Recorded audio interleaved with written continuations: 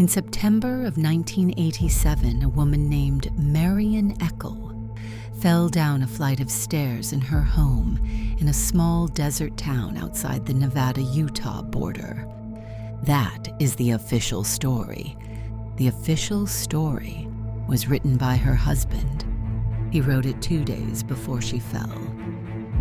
My name is Cassandra Maddox, and before we go any further, I want you to understand something about this town in 1987.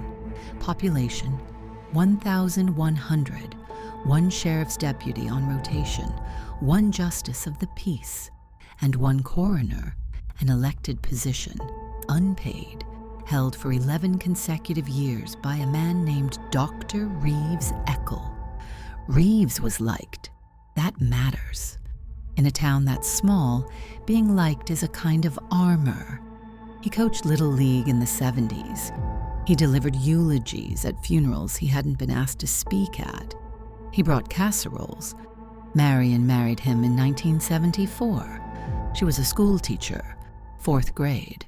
Her students called her Mrs. E. They had no children. The noise complaint came in at 11:42 p.m. on a Saturday. A neighbor, Dora Finch, age 67, had heard something she described in her statement as a single loud impact, then nothing. Not screaming, not a struggle, one sound, then silence. Deputy Cal Merritt arrived at the Eckle residence at 11:58 p.m. He found Reeves at the bottom of the basement stairs, kneeling beside Marion. She was unconscious, bleeding from the back of her skull. She died at Lincoln County Hospital at 4:17 the following morning, without regaining consciousness. Reeves Eckle certified the cause of death as accidental blunt force trauma consistent with a fall. He listed the manner of death as an accident. He signed the certificate himself. The case was never opened. Now, here is where I need you to pay attention. In 2019, Reeves Eckle died of a stroke in a care facility. He was 81. His estate, modest by most measures, passed to a younger brother who lived in a different state. The brother's name was Gerald. Gerald was not sentimental. Within 6 weeks of Reeves's death, he had liquidated the house, donated the furniture, and hired a service to shred the remaining paperwork. The service sent 2 workers.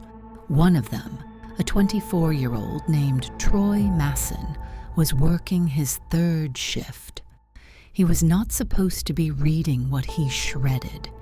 He read it anyway. What Troy found, tucked inside a manila envelope at the back of a filing cabinet, was a carbon copy of Marion Eckle's death certificate, dated September 19th, 1987. Marion Eckle did not die until September 21st. Troy Masson took a photograph on his phone. He almost didn't. He told me later he stood there for probably 2 full minutes, trying to decide if it was his business. He decided it was someone's business. He just didn't know whose. He posted it to a true crime forum in February of 2020.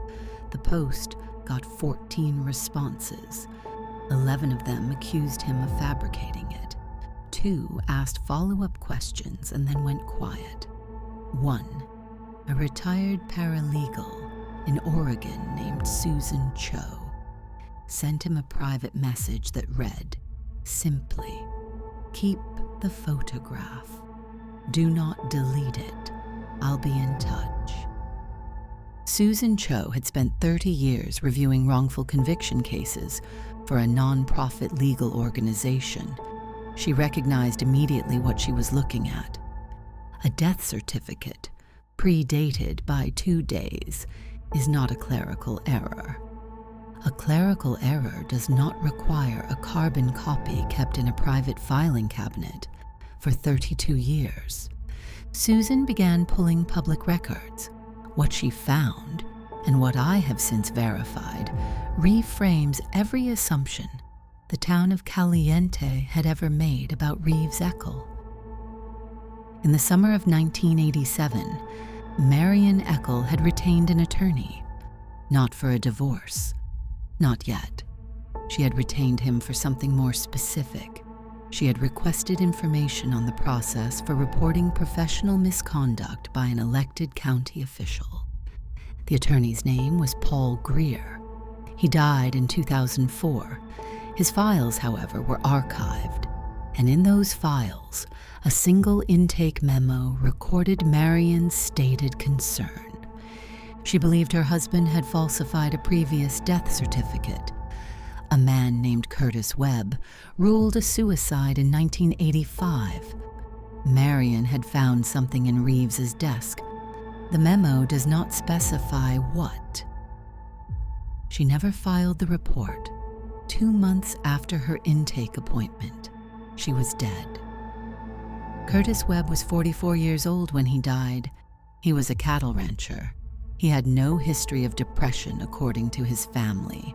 A wife, 2 adult sons, a sister who still lives outside the town and who agreed to speak with me. Her name is Nora Webb Slade. She is 78 years old. She told me she never believed her brother killed himself. She told me she had said so, at the time, directly to Reeves Eckle. She told me Reeves had patted her hand and said, "Grief makes us look for reasons that aren't there." She told me she had never forgotten the way he said it. Calm, practiced, like he'd said it before.